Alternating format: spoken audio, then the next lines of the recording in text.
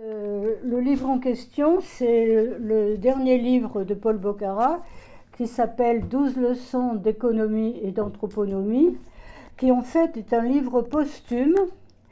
C'est la retranscription d'un DVD qu'ont fait les réalisateurs d'un film sur Paul, et c'est la partie l'œuvre. Et c'est une série de conférences que Paul a fait devant eux, devant les réalisateurs, et qu'ensuite, avec une amie qui est au parti dans le 92, je crois, elle l'a retranscrit, et c'est moi qui ai fait la mise en forme. Donc c'est moi qui l'ai édité, comme on dit. Donc voilà le petit ouvrage. 12 leçons. Voilà. Oui, c'est peut-être qui demande 12 leçons d'économie et d'anthroponomie. Tu peux le faire circuler. C'est un régal. Hein. Je peux dire que moi qui ai vécu presque toute l'époque, ça m'a fait du bien. Alors je vais en premier lieu vous présenter Paul Boccara et son œuvre en retraçant tout ce qu'il a apporté, tous ses apports. Et en fait, après, dans la deuxième partie, je verrai plus précisément certains moments sur l'économie. Et on en discutera. À la fois, chaque partie, on aura une discussion, si vous le souhaitez, évidemment. Et je pensais qu'on pourrait réserver le reste, c'est-à-dire les moments sur l'économie que je n'aurais pas traités, et les moments sur l'anthroponomie à une autre séance plus tard, quand on les décidera. Alors tout d'abord sur la présentation de l'œuvre. Donc l'œuvre de Paul Boccara, elle est intimement liée à son combat politique et elle est retracée dans ce petit ouvrage. Pour vous présenter Paul Boccara, c'est un théoricien marxiste reconnu en France et au plan international et en Europe, qui était militant et dirigeant communiste impliqué dans les luttes sociales, et il est né à Tunis en 1932. Il s'installe à Paris en 1952 pour poursuivre ses études supérieures en économie et en histoire. Et il va jouer un rôle important dans le groupe d'étudiants communistes en histoire à la Sorbonne. En 1956, au moment du rapport Khrouchtchev, il adhère au PCF et participe à sa section économique dont il est un des piliers jusqu'à sa mort. Il contribue largement à la revue Économie et Politique. Claude nous a apporté des exemplaires. Je vais pas rentrer chez moi avec tout ça. C'est une revue qui continue, qui vit toujours et qui est poursuivie par ses disciples, dont Frédéric Boccara, Denis Durand, Yves Dimicoli, moi-même, enfin je ne développe pas. Alors il adhère, j'ai déjà dit ça, il adhère au PCF en 1956, je l'ai dit, il participe à la section économique, je l'ai dit, et il contribue largement à la revue Économie et Politique, puis il fondera une revue de recherche théorique qui s'appelle Issue et qu'on veut essayer de relancer. Il y tient beaucoup, agrégé 3e à l'agrégation d'histoire en 1957, où il enseigne d'abord au lycée, puis il est détaché au CNRS en 1963 comme chargé de recherche en sciences économiques. Il y mène ses travaux sur les théories de la suraccumulation et de la dévalorisation du capital, mais son détachement lui est retiré en 1971 pour raisons politiques. En 1974, il soutient à l'Université de Paris 8 une thèse, l'intervention publique dans la production capitaliste contemporaine, qui est une partie de toute son œuvre. Il devient maître de conférence à l'Université Jules Verne de Picardie, à Amiens, où il enseigne de 1971 à 1992. Parallèlement, il est élu membre du comité central, puis du comité national du PCF, de 1972 à 2003 et il participe à de nombreuses luttes sociales, nationales et internationales. Il est décédé le 26 novembre 2017. La première partie de cet ouvrage concerne les moments sur l'économie. Ce sont en premier lieu ses premiers écrits de 1961 qui portent sur le Capital de Marx, sur les 3 livres du Capital de Marx, parce que tout le monde connaît le premier livre, mais presque personne les autres livres, ainsi que sur les réalités du capitalisme contemporain. Ces articles sont publiés dans la revue Économie et Politique, et ils montrent, c'est ça qui est original, que c'est un moment réduit d'un processus inachevé. Marx n'a jamais terminé ses projets. Ceci est repris dans un ouvrage qui s'appelle « Sur la mise en mouvement du capital », qui est paru en 1978. Deuxième apport, ce sont ces travaux sur lesquels je vais revenir plus largement, sur les théories de la suraccumulation et de la dévalorisation du capital. Il élabore sa propre théorie, développant et dépassant Marx. Parallèlement, il élabore la théorie du capitalisme monopoliste d'État que j'appellerai désormais CME. Cela permet de comprendre la sortie de crise de l'après-guerre dans les pays capitalistes, particulièrement en France, avec la création de la sécurité sociale, les nationalisations, la planification. Le troisième apport, ce sont les cycles longs et la crise du CME. Il est le premier à annoncer dès 1967 l'entrée du CME dans une crise systémique, en lien avec ses recherches sur les cycles longs du capitalisme. Ça aussi, je le traiterai plus largement tout à l'heure. Un quatrième apport, sur lequel j'aimerais qu'on revienne plus tard, c'est la régulation systémique du capitalisme par le taux de profit et les crises. Et ce sont ces recherches pour une autre régulation radicalement opposée à celle du taux de profit. Il va fonder l'école de la régulation systémique en 1971, dont nous, ses disciples, nous faisons partie et que nous continuons. Le cinquième apport, là aussi j'aimerais pouvoir le faire plus tard, c'est ce qu'on appelle de nouveaux critères de gestion d'efficacité sociale des entreprises, de 1978 à 1985. Ça, c'est les dates d'élaboration.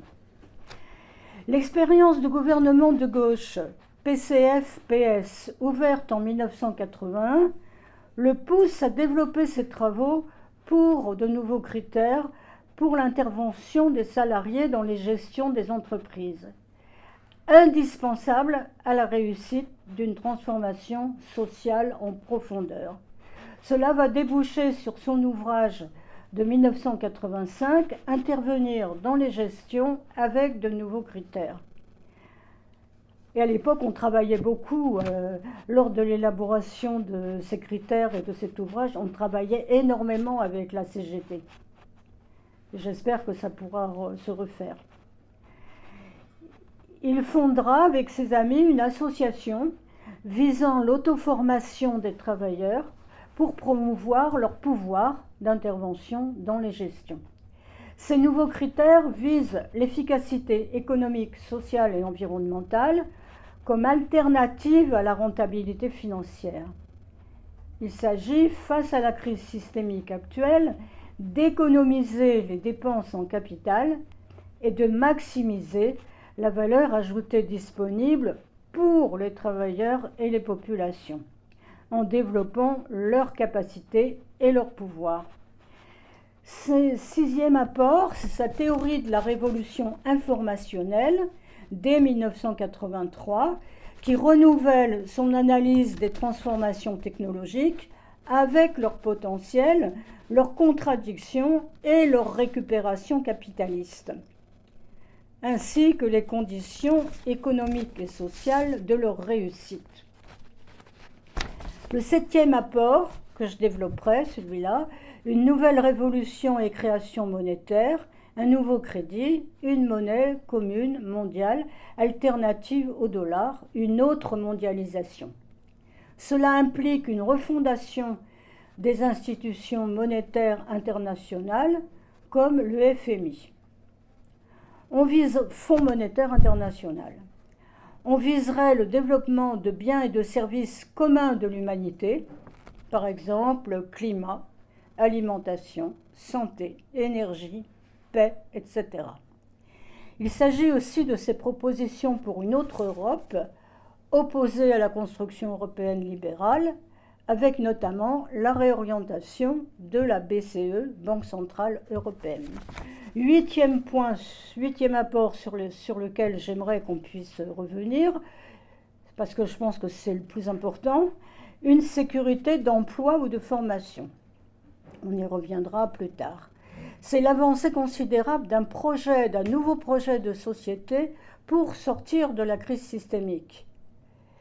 Cela a été élaboré entre 1996 et 2002 et poursuivi plus tard, puisque par exemple, avec Frédéric Boccara et André Chassaigne, nous avons déposé une proposition de loi sur la sécurité de l'emploi et de formation. Ce serait une alternative au modèle néolibéral pour dépasser le marché du travail et le capitalisme lui-même. Plus largement, ce sont ces travaux sur le dépassement des marchés capitalistes. Marché des produits, marché du travail, marché de la monnaie et de la finance, marché international. Pour une transition socialiste réussie, pour des biens et services communs de l'humanité. Inséparablement, ce sont ces travaux que nous poursuivons évidemment sur de nouveaux services publics, fondés sur de nouveaux pouvoirs des agents et des usagers, avec de nouveaux critères d'efficacité sociale, ainsi qu'une réforme de progrès de la protection sociale et de son financement comme alternative aux réformes libérales destructrices. C'est ce en quoi, d'ailleurs, je me suis personnellement spécialisée. À cela s'ajouteront des ouvrages fondamentaux, mais qui ont été travaillés dès l'origine et publiés plus tard, enrichis et actualisés, comme l'ouvrage, je vais essayer de voir si on peut en faire retirer, qui s'appelle « Le capital de Marx, son apport et son dépassement, au-delà de l'économie », qui a été publié après cette séance-là, en 2012, au temps des cerises. C'est celui-là ? C'est celui-là. Et en fait, je trouve que c'est vraiment une très bonne entrée et à la connaissance de Marx lui-même et à la connaissance de la façon dont nous avons développé, dont Paul a développé Marx et je dirais nous aussi. C'est également sa grande œuvre, le plus important de sa vie, qui a été sans cesse remise sur le métier depuis le CNRS, qui a été publié en 2 volumes chez Delga et qui s'intitule « Théorie sur les crises, la suraccumulation et la dévalorisation du capital », publié en 2013 et 2015, mais qu'il a commencé dès le début. Alors là, c'est plutôt un ouvrage, c'est absolument passionnant, c'est plutôt un ouvrage qui s'adresse à ceux qui s'intéressent à l'histoire de la pensée économique, et c'est extrêmement riche. Il y a tous les auteurs, depuis les classiques jusqu'aux auteurs plus récents. Enfin, la deuxième partie de l'ouvrage, elle concerne les moments sur l'anthroponomie et la civilisation. Là-dessus, il y a 2 ouvrages qui sont sortis, un petit sur la civilisation et un plus gros sur l'anthroponomie. Paul Boccara élabore une théorie de la régénération des sociétés humaines, qu'il appelle l'anthroponomie. Et cette recherche pluridisciplinaire articule les dimensions socio-économiques et sociétales, la reproduction économique et la régénération humaine des sociétés. Donc c'est assez passionnant comme pont entre les sciences économiques et l'ensemble des sciences sociales. Voilà, j'ai terminé. Alors en fait, ce que je vais faire, comme j'ai tiré ces textes et je les ai mis sur Internet, mais tous ceux qui ne font pas partie de la section, qui ne l'ont pas eu, moi je vous propose de vous envoyer les textes. Comme ça, vous les imprimez, c'est plus facile que l'ensemble de l'œuvre. Voilà, j'ai terminé cette première partie présentation. Et voilà, toute question est bienvenue et recevable.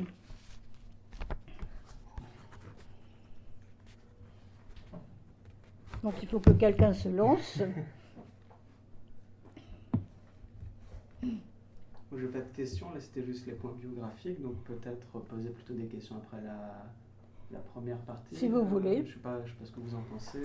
Si vous voulez attendre effectivement le...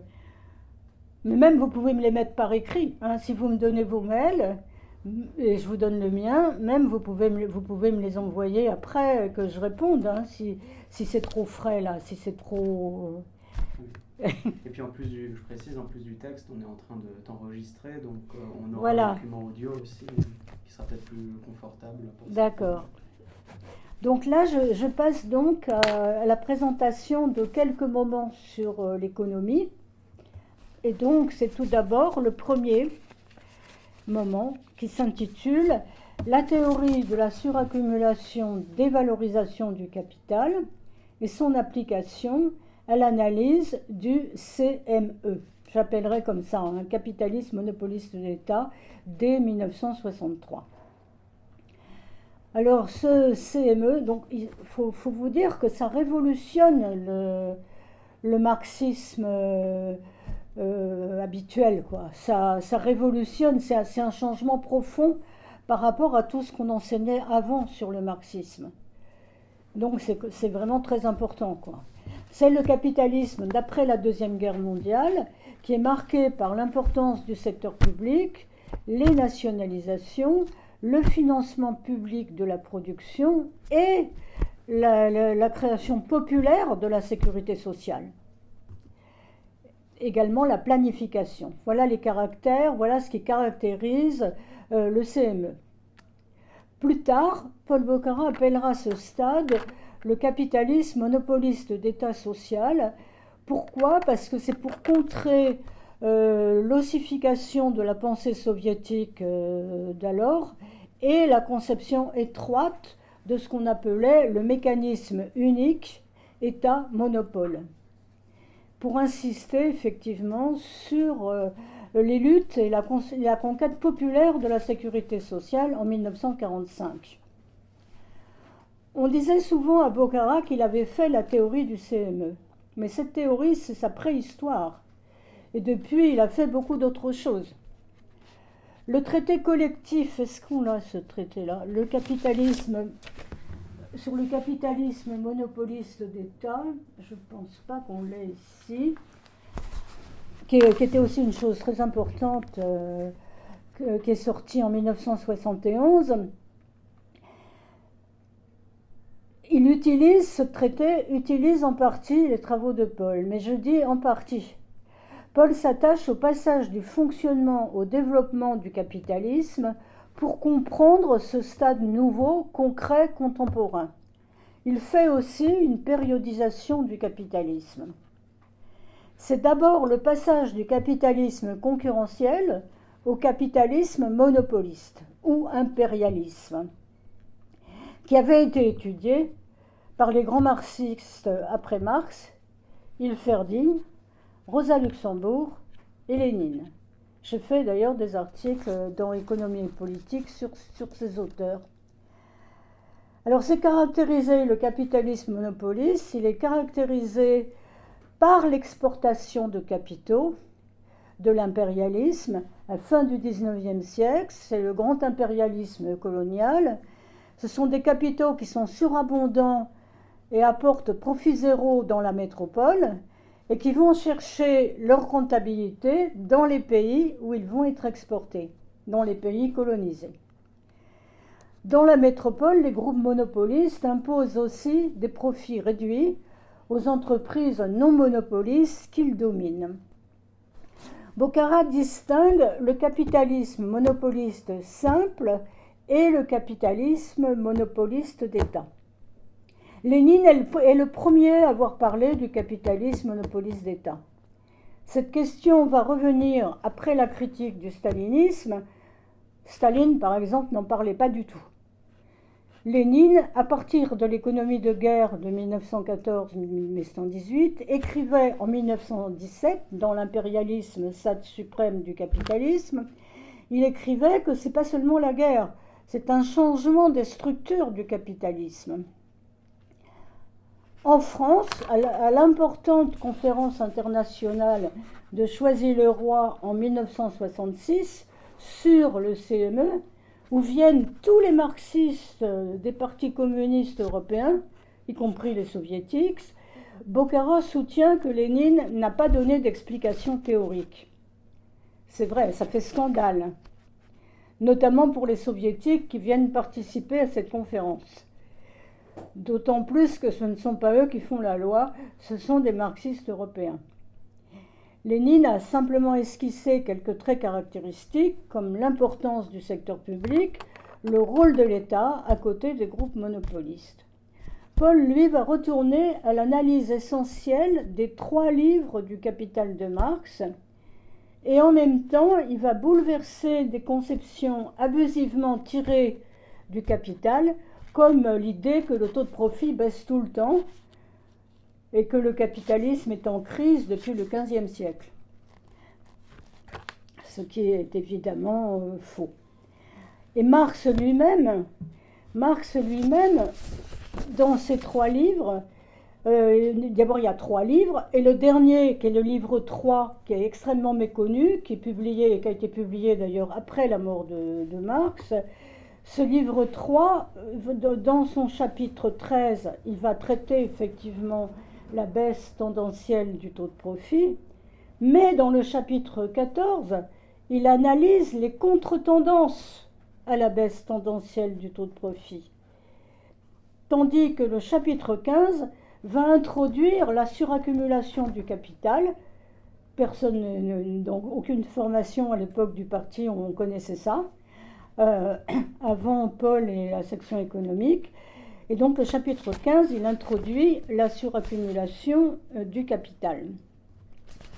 Alors il n'est donc pas vrai que le taux de profit baisse tout le temps. Ce n'est pas la réalité.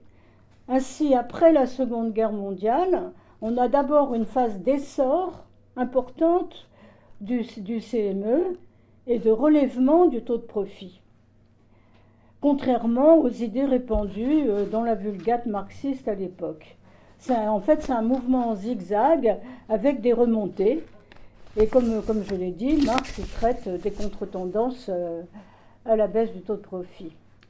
Et Bocara va s'attacher au développement du concept de suraccumulation du capital, qui a été fondé par Marx, mais que Paul développe. À un moment donné, il y a une telle accumulation du capital, une suraccumulation du capital, par rapport aux limites du profit, parce que suraccumulation eu égard aux limites du profit. Et il n'y a pas simplement une tendance à la baisse à ce moment-là, mais un effondrement. Et cela va exiger des solutions qui vont permettre une remontée. Les crises, contrairement à ce qu'on pensait, elles ne sont pas étudiées dans le capital.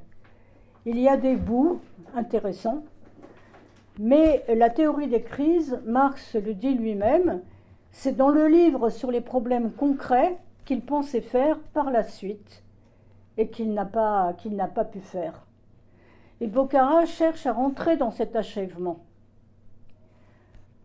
Dans une crise, il y a une suraccumulation du capital et un arrêt de la croissance.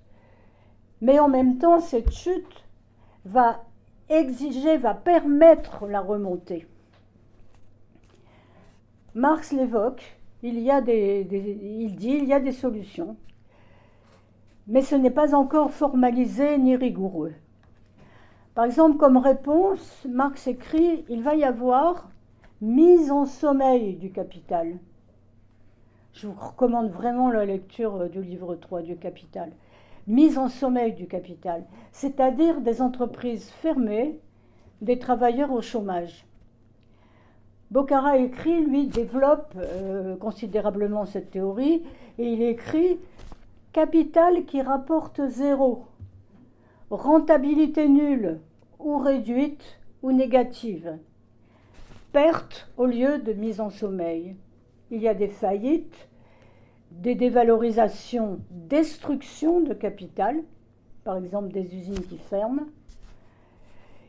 Il y a effondrement du capital boursier, vente à perte, mise en valeur négative. » Paul Boccara analyse alors le passage au stade nouveau du capitalisme, le capitalisme monopoliste d'État, avec une place importante du secteur public et du financement public de la production.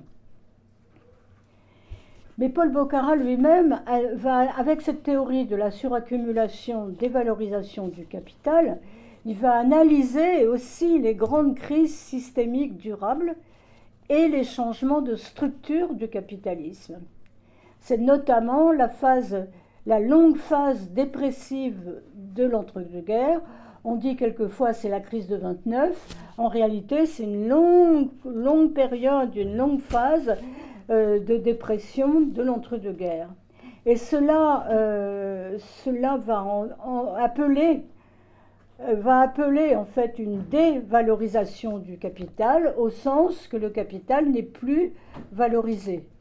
Le capital rapporte profit zéro, ou réduit, ou négatif.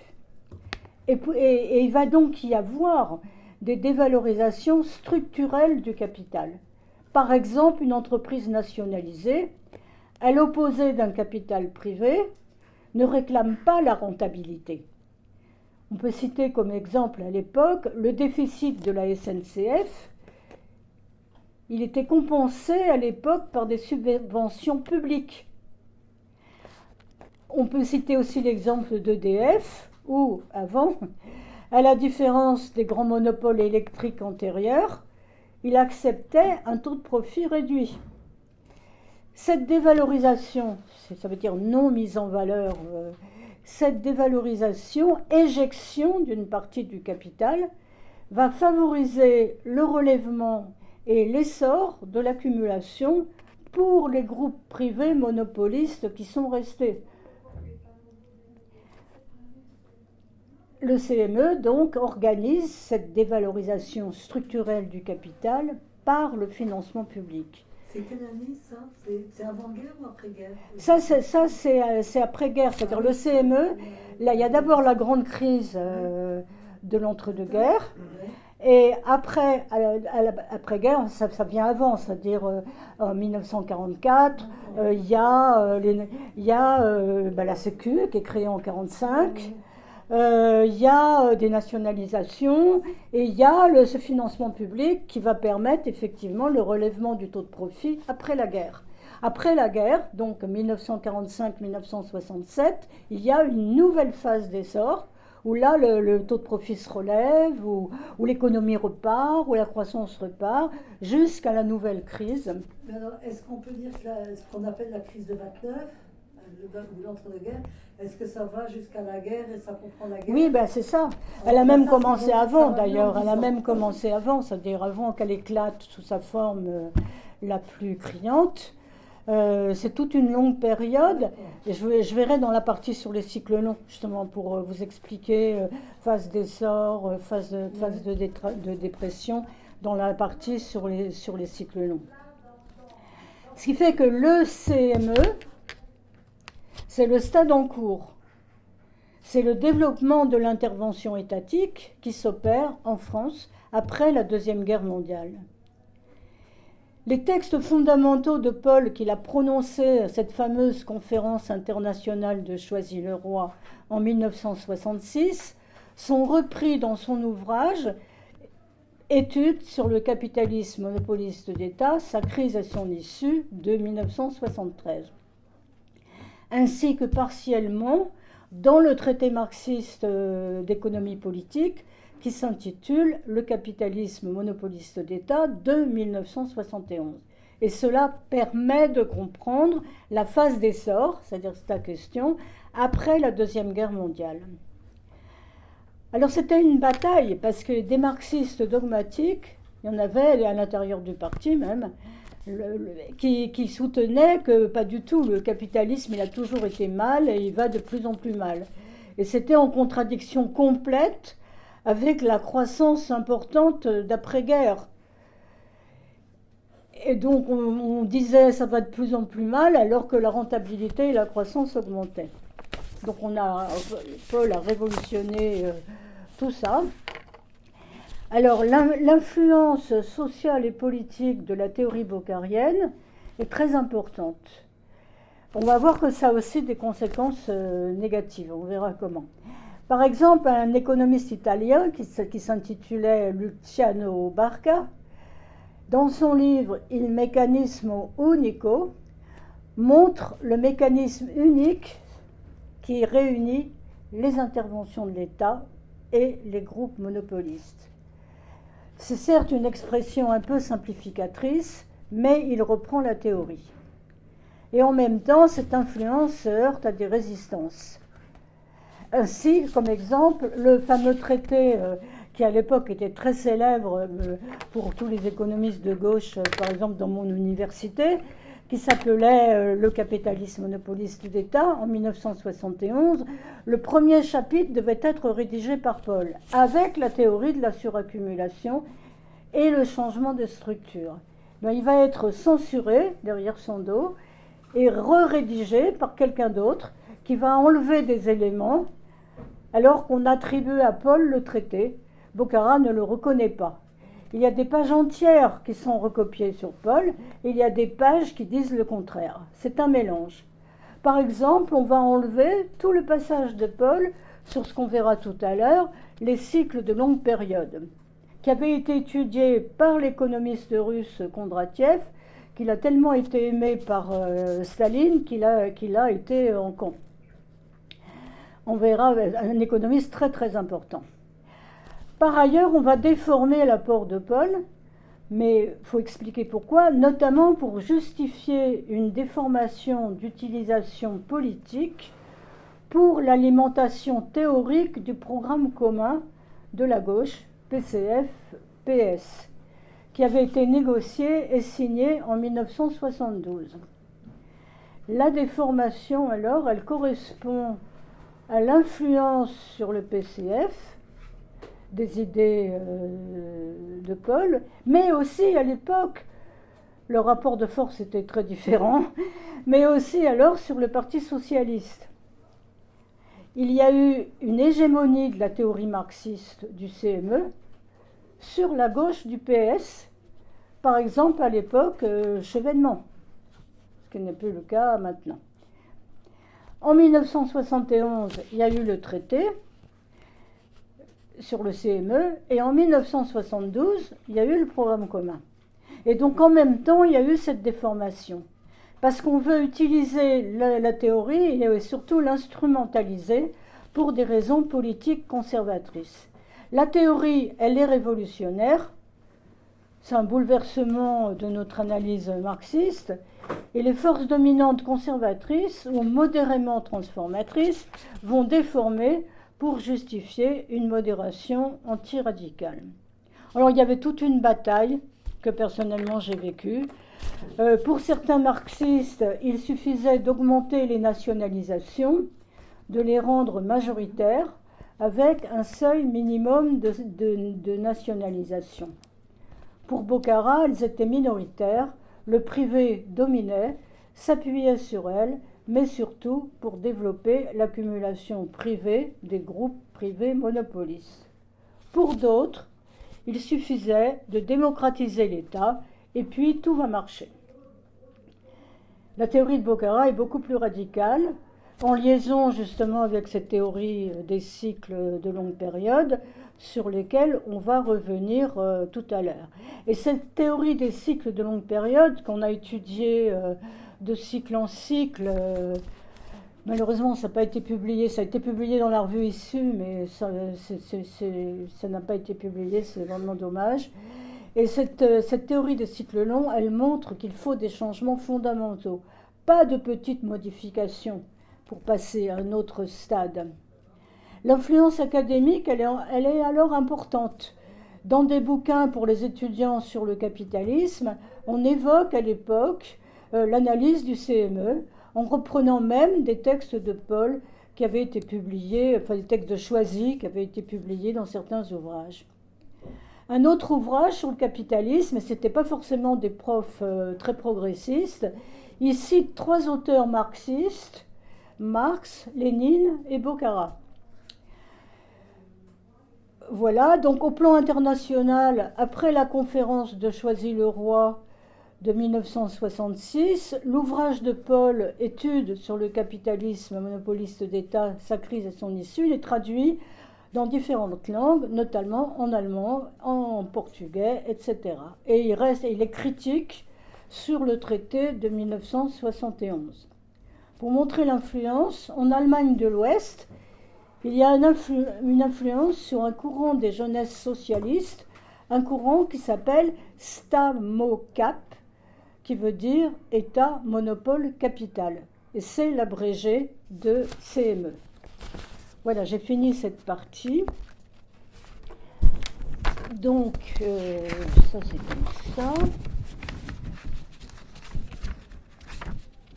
Donc, voilà, est-ce qu'il y a des questions? C'est n'importe qui, hein, même ceux qui sont censés mieux savoir. Alors.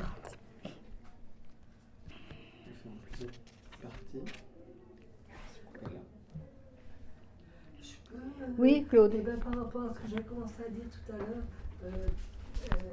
ça je ne comprends pas bien. C'est-à-dire, il y a la crise de 29, tu m'as dit que c'est plus long que ça.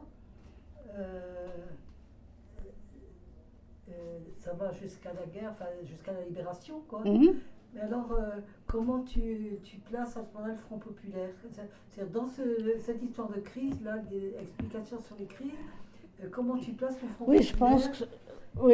Oui, non, là, je pense effectivement que c'était pas parfait, mais ça va entraîner des changements. C'est-à-dire, il y a de grandes avancées, notamment pour le droit du travail. Ça va dans le sens des changements importants sur lesquels, pour certains, on vit toujours. Mais là, est-ce que il y avait des valorisations? Il y avait... Ça a continué jusqu'à après la guerre, quoi, jusqu'à la guerre. Oui, c'est ça. Il y avait quand même la dévalorisation pendant le Front populaire. Bah oui. Oui, non, mais bon... Oui, y compris quand tu nationalises ou quand tu as des entreprises publiques, quand tu as des conventions, par exemple, avec les salariés, que tu as des avancées de droit du travail, par certains côtés, ça met en cause le taux de profit. Par certains côtés, ça met en cause le taux de profit. Donc, effectivement, ce sont des formes de dévalorisation, mais qui permettent de faire repartir... alors, ça a été compliqué, parce que les apports du Front populaire, en réalité, s'il n'y avait pas eu les grandes grèves de 1936, ça n'aurait pas été grand-chose. Parce qu'il y a eu toutes les luttes. S'il n'y avait pas eu ça, ça n'aurait pas été grand-chose. Et ça a été insuffisant, parce que ça a été très vite récupéré... Et oui, mais même avant la guerre, les pouvoirs en place n'ont pas du tout... Ça a été récupéré très vite, quoi. Vas-y. Moi j'ai une question. Comme tu disais que justement le moment de la CME, enfin du CME, c'est un moment donc où on organise la dévalorisation d'une partie du capital pour pouvoir laisser les mains libres à certains groupes monopolistiques sur une partie du marché.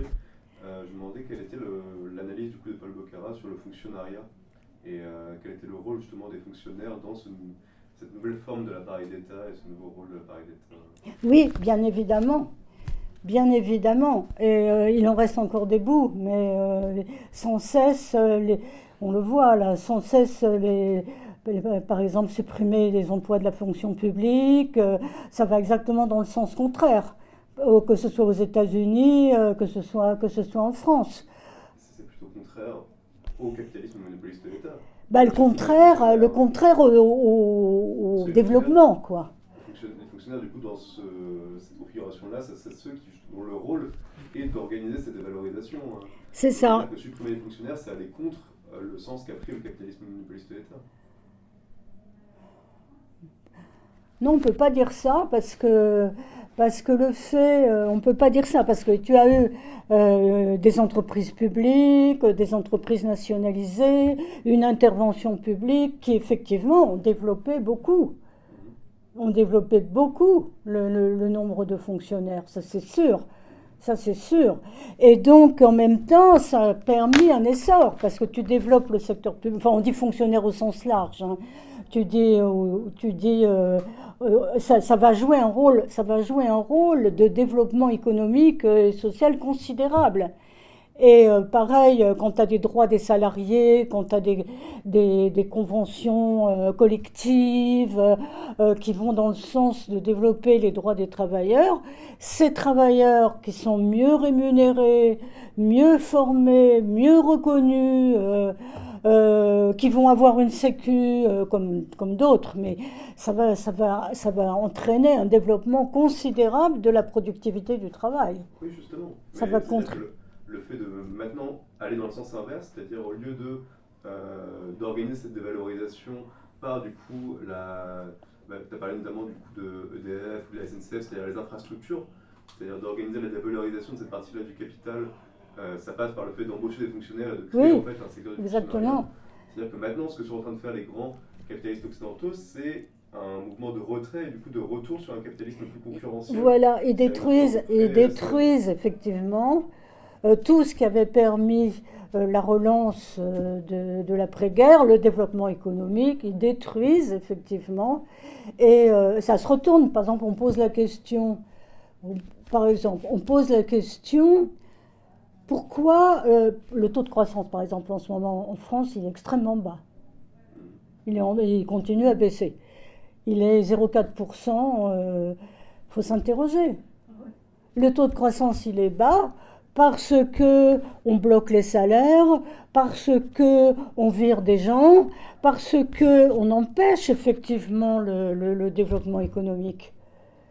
Mais est-ce que du coup, est-ce que le rapport entre le développement de la CME du coup dans ce moment post-Seconde Guerre mondiale et l'économie interétatique, c'est-à-dire par exemple, est-ce que la CME c'est une particularité des pays occidentaux, donc des pays dominants dans l'ordre impérialiste? Et alors effectivement, c'est pourquoi quand il y a eu 1945, et pourquoi il y a eu la conquête de la sécurité sociale, parce que les forces qui s'étaient rencontrées dans la résistance des communistes, des chrétiens progressistes, des gaullistes, avaient travaillé ensemble, même s'ils s'engueulaient, même s'ils n'étaient pas d'accord, et c'est comme ça qu'il y a eu la conquête de la sécurité sociale. S'il n'y avait pas eu le rapport de force, il n'y aurait pas eu la conquête de la sécurité sociale. Il y avait quand même le ministre du Travail qui était Ambroise Croizat. Et puis il avait mis au travail, d'ailleurs c'était extraordinaire. Moi j'ai des copines qui étaient à la Sécu à ce moment-là, et il paraît que sans arrêt, il s'arrêtait pour réunion sécurité sociale. Et que c'était vraiment très très très populaire, quoi. Et alors là, par rapport à la question que tu poses, tout ce qui va, c'était fait. Alors, ce CME, il est en crise. C'est ce qu'on va voir dans la partie suivante. Il est en crise parce que justement, il y a eu toutes ces réformes libérales destructrices. Et là, interrogeons-nous sur pourquoi le taux de croissance il est si bas. Quand vous réduisez le nombre d'agents dans la fonction publique, quand vous réduisez le nombre d'agents à l'hôpital, quand vous bloquez leurs salaires, quand vous avez des salaires indécents, quand vous organisez une crise monumentale de l'éducation nationale, après vous vous interrogez sur pourquoi le taux de croissance il est si bas. Est-ce que le taux de croissance il n'est pas aussi justement corrélé à l'économie internationale, pas seulement du Alors c'est pas seulement la France. C'est pas seulement la France, C'est ça. Si la bourgeoisie elle consent dans les pays occidentaux à faire ce sacrifice d'une partie du capital, c'est parce qu'il y a suffisamment de rente impérialiste, d'argent en fait sur le reste du marché. C'est ça. Mais donc d'ailleurs tout ce qui se passe là, l'impérialisme dominant américain, tout ce qui se passe, ça va dans le sens. Donc maintenant, en gros, ça va être l'impérialisme des États-Unis qui domine, qui écrase. Tout quoi, et qui écrase y compris l'économie française avec leurs droits de douane là, et qui écrase le monde entier. C'est ça. Alors donc évidemment tout ce que tu dis là, en fait c'est la destruction des avancées. C'est ce qui se passe. En fait, il y a eu sous Sarkozy, il y avait un économiste qui était avant de gauche. Qui est devenu ultra-droitier, qui s'appelle Denis Kessler, qui a été le président de la Fondation française des sociétés d'assurance. Et le fameux Denis Kessler, il a dit qu'il fallait maintenant remettre en cause tout l'acquis de 1945. C'est ça le plan. Et donc ça implique des résistances et des constructions nouvelles. Et pourquoi on développe... Allez-y. Oui, je vais passer après. Et ma question c'est pourquoi on ne développe pas plus, dans ce qu'on dit maintenant, de développer des emplois, des pré-recrutements. Moi j'ai connu ça, j'ai fait mes études en étant payé 3 ans, en m'engageant à être prof après, pendant 10 ans. C'était une source, ça permettait à des jeunes des couches populaires de faire des études et d'accéder à l'enseignement. On pourrait faire ça pour les soignants, on pourrait faire ça pour les ferroviaires. Et d'ailleurs, c'est d'ailleurs dans l'air, cette idée-là. J'ai vu ça, je ne sais pas dans quel texte, c'est dans l'air. Sur la question des emplois, parce que ça va être central. C'est pour ça que je souhaiterais plus tard faire la sécurité d'emploi et de formation. C'est vraiment central. Effectivement, moi j'ai connu ça... par exemple, pour ne pas vous dévoiler ma vie, mon premier mari, quand je l'ai connu, il avait passé un concours, quel concours des IPES, oui, c'est ça, c'est ce que j'ai fait. Et c'était des pré-recrutements. Alors, il s'engageait évidemment, je crois un peu pour Normal Sup, non? Oui, c'est ça, c'est le contrat décennal, effectivement. Hein, c'est ça, d'ailleurs, vous êtes élève professeur, quoi. On est fonctionnaire stagiaire. Alors évidemment, vous n'êtes pas beaucoup, c'est dommage, mais c'est vrai, c'est intéressant. Et donc on pouvait oui, c'est pas des bourses à 200 €, hein. Ah non ? C'était intéressant. Et effectivement, il y a la formation en même temps, il y a aussi effectivement, et ça j'ai vu ça, d'être pré-recrutement, j'ai vu ça récemment. C'est des propositions des syndicats, par exemple, y compris pour les hospitaliers. J'ai vu ça. Le premier salaire, c'était 600 francs, et ma chambre en ville, c'était 150. Donc, je oui, oui. C'était pas extraordinaire, mais bon, je peux vivre correctement. Non, mais c'est évidemment très intéressant. Reda. Enfin, j'essaie de comprendre. Donc, le capitalisme monopoliste. Est-ce que tu peux parler plus fort parce que le capitalisme monopoliste d'État, si je comprends bien, il est en recul. Oui. On est en train d'avoir c'est ça. Une autre forme. Est-ce que c'est pas lié aussi au développement des nouvelles technologies, de la robotisation, qui fait qu'aujourd'hui, les travailleurs sont remplacés par des machines? Est-ce que dans le modèle du capitalisme monopoliste d'État, les avancées sociales, quelque part, les intéressaient aussi? Parce qu'elles permettaient une classe ouvrière formée, une classe ouvrière en bonne santé, une classe ouvrière qui avait quand même un certain nombre de choses qui permettaient une productivité. Est-ce que ce recul-là n'est pas en lien avec ça, oui ou non? Il y a une chose qui m'a surpris, mais j'en parlerai plus tard. Et je voulais juste voir si c'était lié aussi à ce qui se passait aux États-Unis. C'est un peu le même modèle aux États-Unis avec le New Deal, ou pas? Le capitalisme, est-ce que c'est une forme de... Oui. Ou la NEP, je sais pas. Oui. Alors sur les nouvelles technologies, justement, c'est la partie que j'aurais voulu faire, enfin que je ne fais pas aujourd'hui, qui s'appelle la révolution informationnelle, où il y a 2 aspects dans cette révolution informationnelle. Il y a un aspect de destruction. Il y a un aspect où c'est la machine, enfin là c'est des machines très sophistiquées, des technologies sophistiquées qui remplacent les hommes, mais c'est plus compliqué que ça, parce qu'en fait, il faut former énormément, il y a énormément de travail intellectuel pour élaborer ces nouvelles technologies. Il y a aussi des embauches de catégories nouvelles, c'est pas les mêmes, avec des formations nouvelles. Donc l'aspect destruction des hommes, il existe, destruction du capital humain, il existe, mais il y a aussi l'inverse. Et donc ça, il faudrait effectivement qu'on l'étudie. Si vous êtes toujours là, quoi, la prochaine séance, effectivement, c'est important.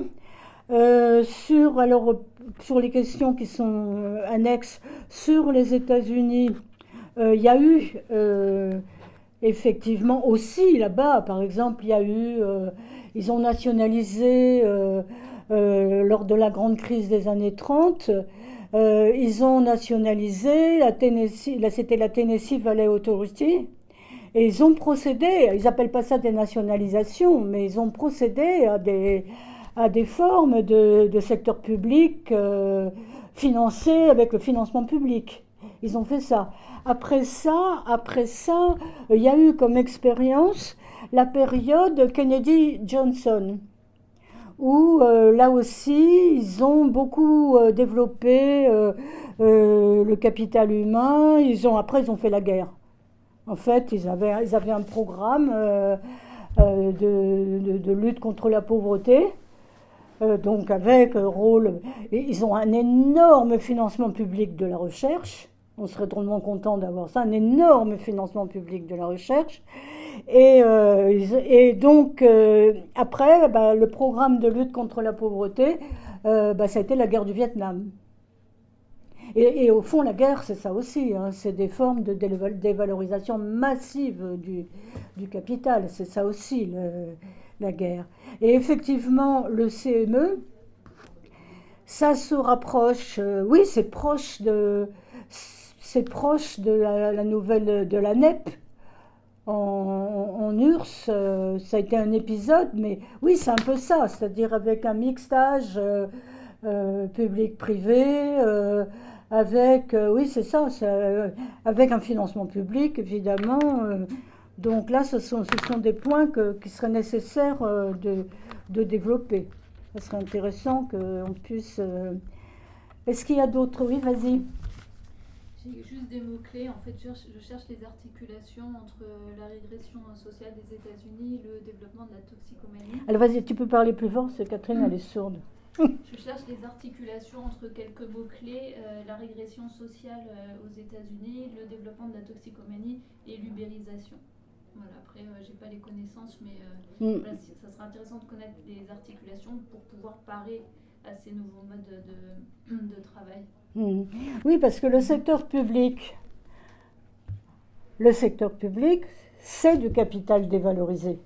Au départ, la création, les entreprises publiques, c'est des entreprises qui elles-mêmes, on a parlé d'EDF, on a parlé de la SNCF, c'est des entreprises où la rentabilité est faible ou nulle, qui s'effondreraient s'il n'y avait pas de soutien public. Et avec le financement public, ça permet à ces entreprises qui sont vitales pour le développement du pays, ça leur permet et en même temps qu'elles se développent, ça contribue à relancer l'économie. Par exemple, avec EDF, c'est un secteur public qui va servir à relancer la croissance et même le taux de profit des autres secteurs. Ça joue un rôle d'entraînement. Et certes, ce financement public lui-même, il ne touche pas le taux de profit puisqu'il est en dehors enfin, il n'est pas tout à fait en dehors du capitalisme, mais quand même, il ne recherche pas le taux de profit. Et en même temps, par exemple, la SNCF, avant, parce que il y a aussi des changements partout, c'était effectivement renoncer au taux de profit normal. Mais pendant ce temps-là, la SNCF, elle peut développer,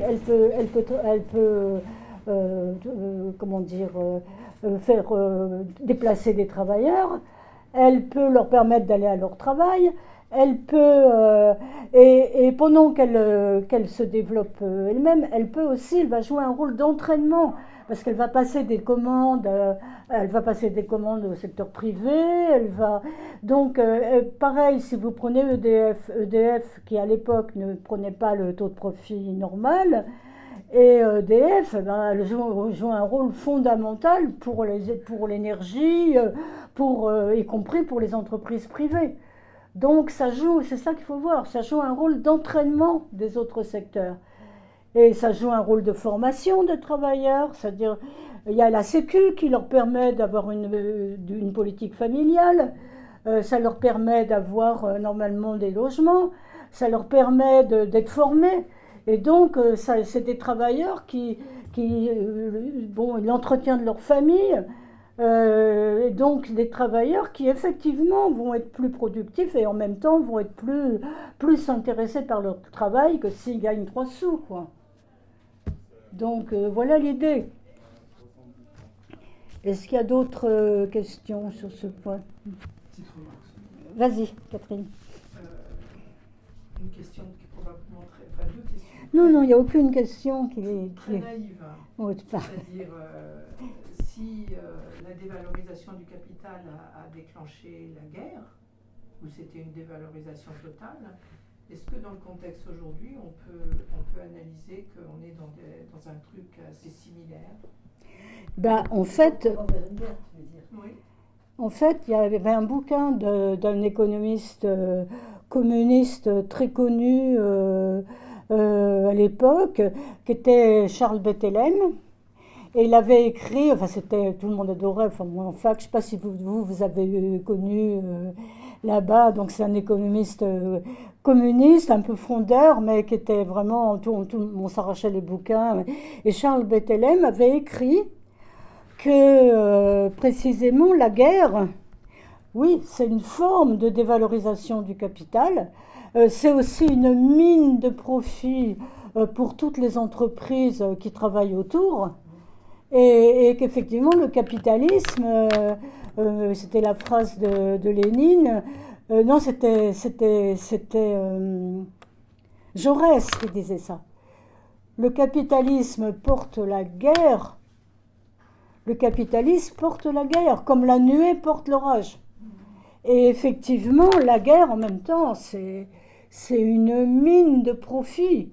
Là, c'est pour ça, les États-Unis aussi, leurs capitaux, c'est un exemple, hein, leurs capitaux surabondants, ils vont les mettre pour aller faire la guerre partout et pour aider tous les pays qui sont en guerre, quoi. Mais en quoi est-ce que la guerre dévalorise et quels capitaux en particulier?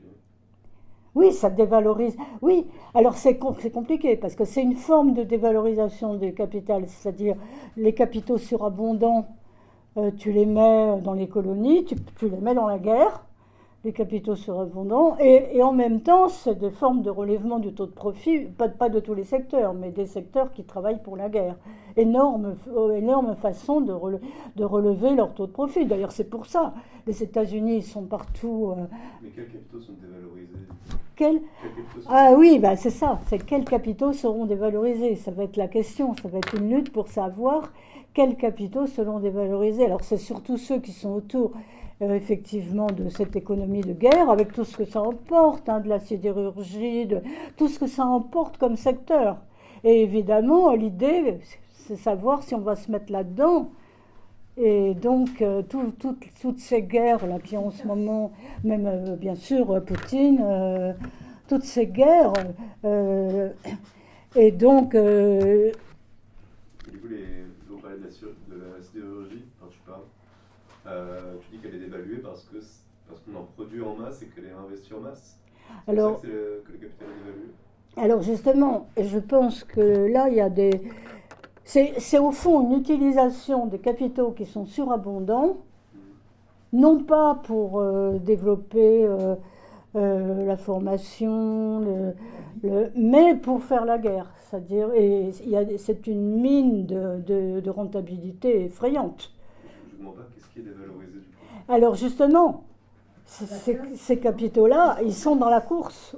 Ces capitaux-là, ils sont dans la course au taux de profit. Ils ne sont pas dévalorisés du tout. Effectivement. Mais les autres secteurs, oui. Est-ce qu'on peut dire que c'est les capitaux des entreprises qui disparaissent? Enfin, ce que moi j'appelle la casse, en ce moment on vit la casse en France de l'industrie. Est-ce que c'est ça la dévalorisation? Ah oui, absolument. Ah ben ça, oui. Ah ben bien sûr. Les entreprises qui ferment. Il y a des propos là-dessus. Oui, bien sûr. Ah, mais- Montre-le. Eh ben, celui sur, Dans quoi on peut classer la Chine avec son système capitaliste? Comment elle s'en dépatouille, la Chine, de son système capitaliste? Bah écoute, apparemment, elles s'en dépatouillent très bien. c'est tout le dossier. Tout le dossier sur la casse de l'industrie en France. Mhm. Là, je vous dis, il y a Renault, 2 articles sur Renault, Atos, Thales, Photowatt, Mhm. et puis de l'industrie chimique, Vancorex, la gestion publique, on revient là-dessus, Carrefour, la sécurité de l'emploi. Mhm. Ça, c'est celui qui s'intéresse. La casse, oui. Elle ne fait pas de dévalorisation, la Chine. Bah écoute, là, de toute façon, la Chine, en principe, elle n'a pas de taux de profit. Parce qu'en principe, maintenant il y en a, parce que c'est du capitalisme, bien sûr. D'ailleurs, il faut quand même s'interroger pour savoir pourquoi, alors que dans la période de Mao Tse-tung, le développement était il y avait peu de développement, et que maintenant c'est une explosion. C'était pareil au début en URSS. Hein. Au début en URSS, il y a eu, avant c'était un développement. Ils ont industrialisé. C'était un développement effectivement considérable. Donc là, voilà, donc sur la Chine, effectivement, ça mérite. Avons-nous des écopos sur la Chine? Oui. Je ne sais pas si je. Mais si, mais les écopos, il y a toujours Oui. la Chine, l'Allemagne, Oui. les États-Unis. Si. Mhm. Tu veux maintenant ou. Ça serait intéressant. Ça serait intéressant de. Il y a Voilà. toujours des articles là-dessus. Alors, est-ce que je fais. Oui. Qu'est-ce que j'ai fini là? Parce que maintenant, je me perds là. J'ai fini quoi? J'ai fini le premier ou j'avais déjà fait le second? Non, pas encore. Tu avais introduit biographiquement Paul Boccara, mais là c'était la première partie de. Voilà, de d'accord. leçon, on va dire. Alors, est-ce que je. Attends, je peux dire quelque chose alors avant? Hmm. C'est quand on a quelqu'un qui a parlé du CME et de l'emploi. Moi, je voulais dire, ce que je développe des fois dans mes discussions, l'emploi, il n'y a pas de crainte à avoir, parce qu'il y a tellement de besoins, si on veut satisfaire les besoins, tout ce qui est service public, et pas seulement, quoi. Il y a tellement, là, je me suis intéressée, par exemple, au logement, parce que je suis militante sur les syndicats des locataires. Il y a un article dans le dernier Ecopo, là, qui vient d'arriver, sur le logement, et ce qui me plaît, c'est qu'ils sont partis de ce qu'on propose. Même les bailleurs proposent ça, c'est-à-dire la revendication de la construction de au moins 200 000 logements sociaux par an. Donc, qu'est-ce que ça implique en emploi, en formation, en coût pour les constructeurs, en coût pour les bailleurs, et comment financer? Moi, des articles comme ça, je vais utiliser parce que, bon, ça permet, si vous voulez, parce que on essaye toujours d'introduire que... Bon, il faut mettre le moins possible dans tout ça. Et il y a un moyen de financer si on veut, quoi. Et donc les articles qui nous montrent en long, en large, en travers que c'est possible, voilà. Ça, il y en a à l'appel dans économie et politique. Alors, en fait, ce qui se passe, c'est que bien sûr, il y a des besoins absolument énormes. Et que partout, qu'on regarde partout, par exemple, l'école, là, il manque tant d'emplois. Emploi et salaire, parce que tu regardes l'hôpital, oh là là, il manque de tout. Les médecins, il manque de tout. Le ferroviaire, ça se casse la gueule. C'est terrible. Et alors que là, le raisonnement, il est contraire. C'est-à-dire, autant il y a des besoins absolument énormes d'emplois qui permettraient effectivement de mettre au travail, de rémunérer, de relancer l'économie, de développer les services publics, etc. Et en même temps, tout ce qu'on entend, tout ce qu'on entend, c'est comprimer les emplois. Tout ce qu'on entend. Alors que là, à chaque fois, on voit toutes les histoires qui se passent à l'école, il manque de ci, il manque de ça, il manque... C'est pas croyable, quoi. Effectivement, c'est un raisonnement qui est suicidaire de supprimer les emplois. C'est un raisonnement... Tu prends l'exemple du logement, on pourrait en prendre plein. Il faut beaucoup, beaucoup d'emplois. On pourrait en prendre plein, effectivement. Est-ce qu'il y a d'autres questions sur cette partie-là? Je crois qu'on a fait un article il y a quelques mois, qu'il fallait, en gros, si on voulait satisfaire notre programme à nous, dans le cas d'il y a un an avec le NFP, je crois qu'il fallait 300 milliards. Et quand on voit les petites mesures qui sont proposées en touchant qu'à la fiscalité, en ce moment on baigne là-dedans, c'est quoi? C'est 1 ou 2 milliards par-ci, au mieux 10 milliards, la taxe Ekman, alors qu'il faut trouver 300 milliards, quoi. Donc si on ne touche pas aux entreprises, on ne va pas voir dans les entreprises oui, bien sûr, produire autrement, produire des richesses, bien etc. Sûr. Utiliser l'argent autrement, eh ben, c'est pas possible. C'est pas possible de faire un bon programme de gauche si on ne touche pas ça. Et ça, dans le NFP, il n'y a que nous qui le disons. Hein. Et c'est pour ça que c'est important de lire économie et politique, parce que là, vous avez l'argumentation pour développer ça. Oui, en fait, il y a deux logiques. Oui. Il y a une logique qui fait qu'il faut réduire les emplois, il faut bloquer les salaires, il faut cette logique-là. Et il faut trouver les économies, alors on ne sait pas où d'ailleurs, sur ceux qui déjà... Faut faire, et où il y a une autre logique qui est effectivement l'emploi au centre, les salaires, la formation, et effectivement satisfaire les besoins sociaux comme les logements, c'est criant. C'est un moyen de créer des emplois, c'est un moyen de développer l'économie, c'est un moyen de renouveler la force de travail, etc. Donc effectivement, il y a deux logiques, et on est complètement...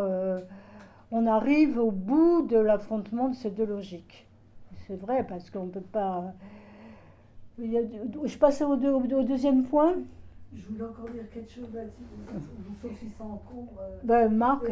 Mais parce que, j'ai ça à cœur, c'est le programme du NFP. Il partait de, on veut bien faire telle dépense, comme les mesures que propose, et après il faut aller chercher les recettes qui permettront de couvrir ces dépenses. Que nous, on fait l'inverse, c'est-à-dire on part des besoins, notre démarche, c'est on part des besoins, qu'est-ce qu'il faudrait comme recette pour couvrir ces besoins, et après, donc, prendre les éléments qu'il faut pour trouver ces recettes. Pas faire des économies et pas pouvoir traiter, appliquer un programme qu'on a promis, quoi. Moi, je veux plus de ça. J'ai vécu douloureusement les échecs de 81, de 97, parce que j'avais beaucoup donné pour la victoire de 81. Et puis après, on s'est fait avoir, quoi. Puis 97 et puis 2012 avec Hollande, pareil, je ne veux plus me faire avoir une quatrième fois. Et là, la logique, effectivement, on entend à la télé, etc., c'est quelles économies on peut faire. C'est la seule logique. Quelles économies on peut faire. Alors que c'est des économies qui se retournent complètement et qui vont miner l'économie, qui vont miner la croissance et miner l'emploi. Je passe aux deux. Vas-y, je t'en prie. Non, c'est très bien. Quelle place donner à la robotisation et est-ce qu'il faut la limiter, la réguler C'est la question un peu qu'il a posée tout à l'heure, c'est-à-dire sur laquelle on va revenir. Maintenant, c'est donc révolution informationnelle, mais c'est une question qu'il faudra traiter, que nous traiterons la fois où on pourra se retrouver. Il y a tellement besoin d'emploi que si on veut vraiment appliquer un bon programme que... C'est bon, on peut partir au suivant. Voilà, je passe au deuxième moment. Qui est la question des cycles longs du capitalisme et la crise du CME. Moment qui a été amorcé dès 1967 et qui s'est développé d'abord sur la période 1967-1970. C'est-à-dire 29, c'est pas des cycles longs. Comment? La crise de 29, c'est pas les cycles longs. Ah, bien sûr que si. Ah bon, d'accord. Si. Alors, justement, il y a d'abord... Non, t'es pas obligé de développer. C'est juste. Oui, si, la crise de 29, c'est les cycles longs. La crise de 29, ça c'est une longue phase de difficulté. Et je vais dire que ça dure, on verra tout à l'heure. Donc, ça fait partie de la phase dépressive, de la phase de difficulté, de la phase dépressive de ce cycle long. Alors, la crise systémique, que nous appelons systémique, du CME, elle est liée au cycle de longue période. Les cycles de longue, ce qu'on appelle les cycles longs. Les cycles longs, ils comprennent une longue phase ascendante d'essor qui dure environ 30 ans.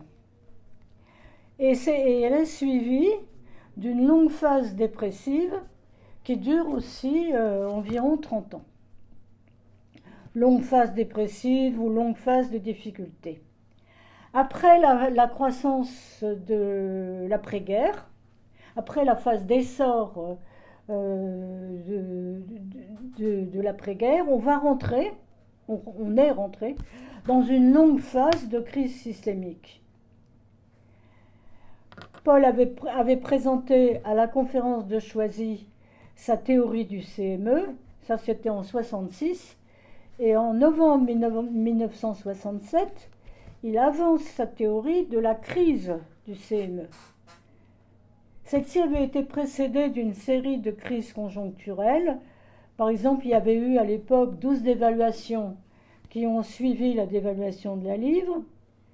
Et en mars 1968, donc avant les événements de mai-juin 68, le dollar commence à décrocher de l'or. Et Boccara affirme qu'on est entré dans la phase de difficulté du cycle de longue période et de crise systémique. Cette théorie soutient une perspective de transformation avec la problématique du programme commun de la gauche, qui a été élaboré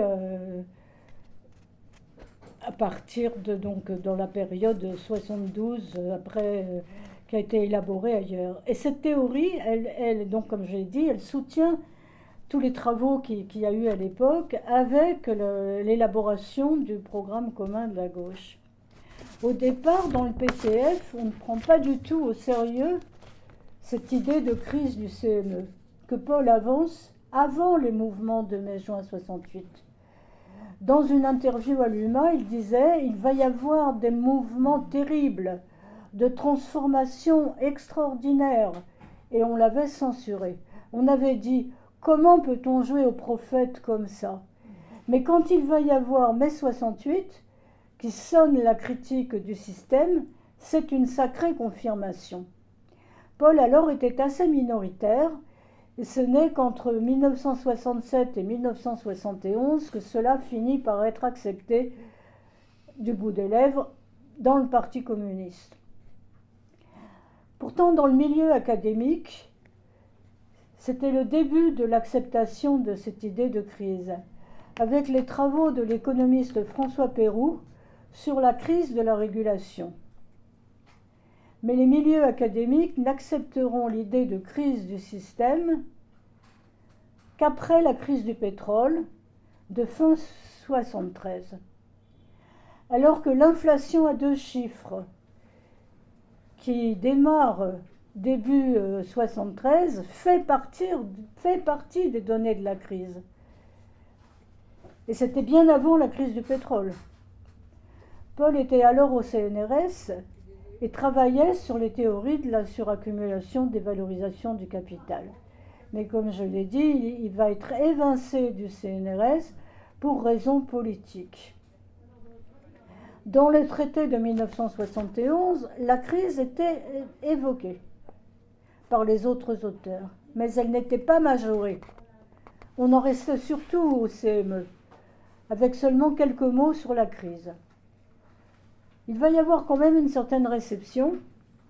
Ainsi, Paul a invité, c'est dommage que Marion ne soit pas là, invité à l'Institut Gramsci en Italie.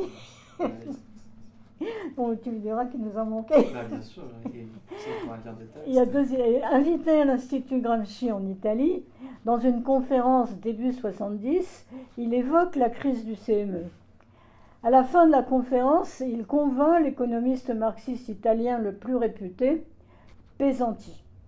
Le dirigeant politique qui conclut le colloque dira « Oui, il y a sans doute une crise, donc cela commence à venir, mais il y a encore un freinage considérable sur la théorie. » Paul va développer alors des travaux statistiques très importants dans la revue Issue, numéro 1, 1978. Il reprend des travaux de l'INSEE, restés un peu confidentiels, qui étaient extrêmement intéressants pour l'époque. Cela permet d'expliquer la crise. Ces raisons, avec la suraccumulation du capital, l'élévation de ce qu'on appelle le rapport capital-produit, qui fait que le capital était gonflé par rapport au produit, et c'est donc évidemment une baisse du taux de profit. Il y a aussi la crise de l'énergie, car la hausse du prix du pétrole fait partie de la crise. Elle n'est pas l'élément déclencheur, mais c'est un élément constitutif important. Là aussi, il va y avoir de nombreux débats. Par exemple, la conférence de Bagdad de 1974, conférence internationale, Bourkara intervient sur les problèmes du pétrole. Mais il reste un blocage sur les idées nouvelles. Ainsi, en 1977, il y a 4 livres qui sortent chez Maspero et qui cherchent à... Tous 4 livres qui cherchent à discréditer la radicalité des changements. C'est quand même qu'on accorde une grande importance aux travaux de Paul. En 1977, la revue L'Expansion va organiser un grand débat. C'était à la Mutualité, c'était l'époque où il y avait un monde absolument effrayant. J'y étais. Elle organise un grand débat sur la crise et projette de faire un numéro spécial après cette importante rencontre. Il y avait Jacques Attali pour le PS, Bourkara pour le PCF, Denizet, qui était le plus grand économiste de la Banque de Paris et des Pays-Bas, mais le meilleur spécialiste de ces problèmes, Sauter, un des plus grands de l'INSEE, un très important débat. Paul venait de terminer son énorme travail sur les statistiques et arrivait extrêmement près. Un débat terrible, à chaque fois, sur chaque point, il a le soutien du spécialiste qui connaît le mieux la question. Et finalement, ça n'a jamais été publié. Parce que précisément, il ne voulait pas que cette théorie apparaisse comme valable. Alors qu'il y avait Servan Schreiber et toute la direction de l'expansion qui étaient présents, il pouvait évidemment faire un événement. Pour Bourkara, la crise du CME est liée à l'analyse des cycles de longue période. Et c'est l'entrée dans une longue phase de tendance dépressive du cycle de longue période. Une grande crise systémique qui amène l'exigence de changement de structure et de système. Paul va influencer de nombreux travaux. Ainsi, son ami Louis Fonvieille, marxiste, économiste, qu'il a connu au CNRS, fait sa thèse sur l'intervention de l'État et le secteur public, en s'appuyant explicitement sur la théorie de Paul. Ensuite, Fonvieille, que j'ai connu aussi, créera une école, un centre de recherche sur les cycles de longue période, comme directeur de recherche au CNRS à Montpellier. Certains manuels universitaires vont évoquer la crise de structure et les cycles de longue période. Certains auteurs marxistes vont reprendre l'analyse de ces cycles de longue période. Mais Paul avance que ces cycles ne sont pas éternels, ni qu'ils se répètent de la même façon. Il considère 3 dimensions. La récurrence, ça veut dire la suraccumulation revenait, la périodicité, c'est-à-dire les 30 ans pour une phase d'essor et les 30 ans pour une phase de dépression, et l'irréversibilité. Et cela changeait de cycle long en cycle long, avec des changements de l'intérieur du système lui-même. Il considère aussi qu'il y a une déformation du cycle avec un allongement de la phase de difficulté, ce qui se confirme aujourd'hui. Certains auteurs vont s'inscrire dans l'analyse des cycles longs qui étaient redevenus à la mode avec la crise systémique, et d'autres considèrent que ça n'existe pas. Donc voilà pour le moment 2. C'était quand ça, alors, pour mettre une date sur ce que tu viens de dire? Alors, là, quand Fonvieille était au CNRS, c'était sa thèse, ça devait être la période 78, oui c'est ça, 78, ça, et ensuite après Montpellier, c'est bien après. C'est plus récent. Enfin, et donc là, par exemple, les articles que Paul a fait sur les cycles de longue période dans la revue Issue, il y en a un en 1983, un énorme travail, et il y en a un autre en 1987. Mais moi, j'avais pensé les publier, mais parce qu'ils sont quand même très confidentiels dans cette revue qui d'ailleurs a disparu. J'avais pensé qu'on pourrait les publier, mais enfin, je ne l'ai pas fait. Si on disait que ce serait abordable pour nous? Je pense que pour ceux qui ont fait de l'économie, qu'est-ce qui a fait de l'économie ici? Non. On est militants, juste. Toi, bien sûr. Moi, non. Moi. Tu en as fait forcément. Je lis Ecopo. C'est ça. Tu n'en as pas fait du tout, toi? Non. Mais oui, c'est vrai, c'est difficile. Oui, c'est vrai, c'est difficile. Oui, voilà. D'accord. Ça, je ne peux pas dire le contraire. Hein. Oui. Du coup, je ne peux pas compris en quoi consistait la crise systémique et en quoi est-ce qu'elle était liée en fait à la spécificité du CME. Parce que j'ai bien compris, le problème principal du rendement du capital, c'est le problème de la suraccumulation, c'est-à-dire du moment où on n'arrive plus à exporter de capitaux et à avoir un retour en fait sur investissement dessus, qui est notamment dû au manque de débouchés, d'où le fait que le lien avec l'État, c'est aussi la possibilité pour l'État de ménager en fait des secteurs d'investissement en fait, y compris à l'étranger pour les capitaux. Donc en fait, ces moments du coup de dépression, est-ce qu'ils sont dus du coup à une suraccumulation par manque de débouchés impérialistes? Et ma question, c'est la deuxième question. Tu as parlé d'un allongement justement de la durée des périodes de dépression, et à quoi est-ce que c'est dû? Oui, parce que justement, il y a le problème des débouchés. Il y a le problème des débouchés extérieurs, mais pas seulement. C'est aussi dû au fait que par exemple, les salaires bas,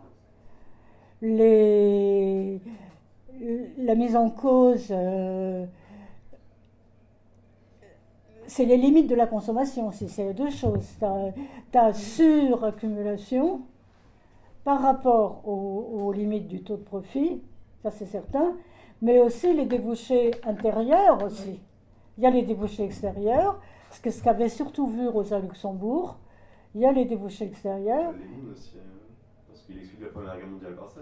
Et c'était fin du 19e, début, elle était encore en 1917, puisque en fait elle était quand même très intéressante, mais les hommes économistes marxistes n'arrêtaient pas de la dénigrer. Hein.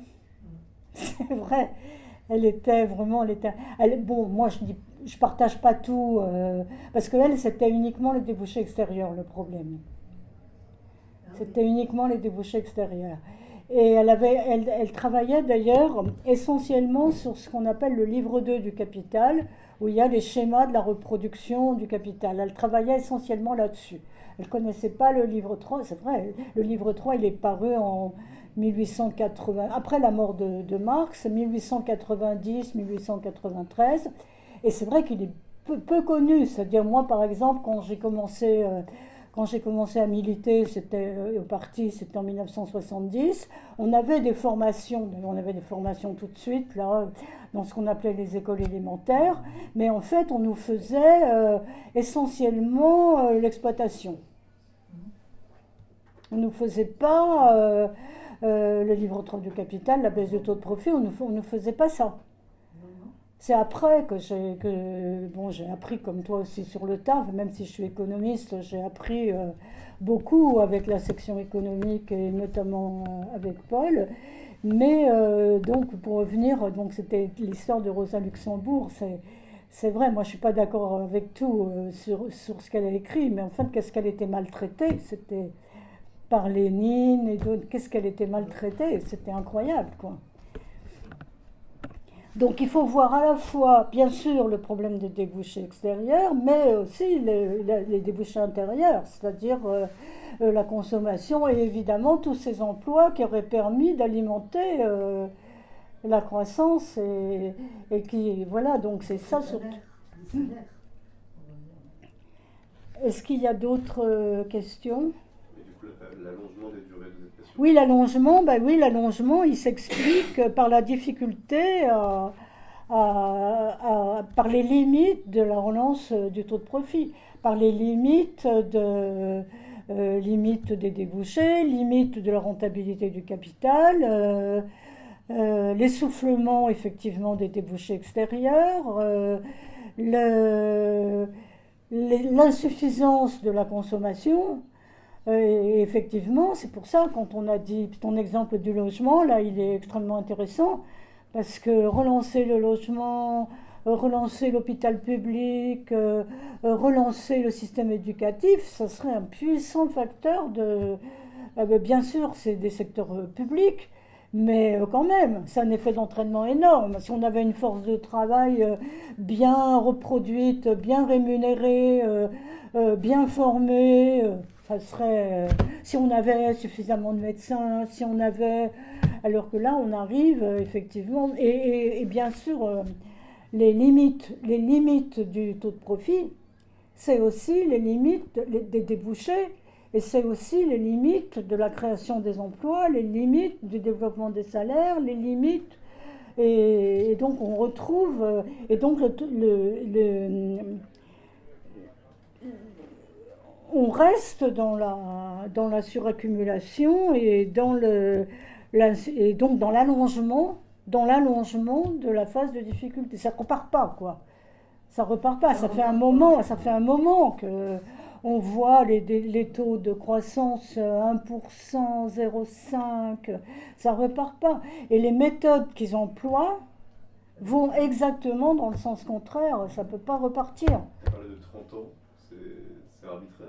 C'est ça, parce que là, en fait, la crise systémique, la phase de difficulté du cycle long, en réalité, elle a commencé, on peut dire, avant, comme j'ai dit tout à l'heure, elle a commencé vers 1973, ça commence à s'essouffler. Elle a commencé vers... 1967 ? Et alors, avant, donc, on dit, ça commence novembre 1967. Après, ce qui est quand même très très intéressant, quand il y a eu mai 68 en France, on disait, ils vont foutre par terre l'économie française. Il y a eu 30%, sous Mitterrand aussi d'ailleurs, la première année. Ça n'a pas duré longtemps, mais 30% d'augmentation des salaires. 30% d'augmentation des salaires. Et donc, au lieu que ça fasse, oh là là, la catastrophe, on a eu 68, 69, un redémarrage incroyable. Et voilà. Et donc, les méthodes qui permettent de développer la force de travail, de développer les emplois publics, c'est les méthodes qui contribuent à la relance. Alors que tous les plans qui mettent en place, là, on voit là, non seulement dans le secteur privé les licenciements, mais les compressions d'effectifs, là, c'est inimaginable. Avec tout ce qu'on voit là pour l'école, où on n'arrête pas de dire il faudrait si les infirmières scolaires, ça fait quoi? Ça fait 20 ans qu'on sait qu'il n'y a pas d'infirmières scolaires, qu'il n'y a pas de médecins, qu'il n'y a pas de médecins scolaires, que ça fait 20 ans. Moi, c'était quoi? Oui, c'est ça. On n'arrêtait pas de dire un médecin pour je ne sais pas quoi. Et là, c'est de pire en pire, de pire en pire. On parle de la santé mentale des jeunes. Ils sont où vos médecins scolaires?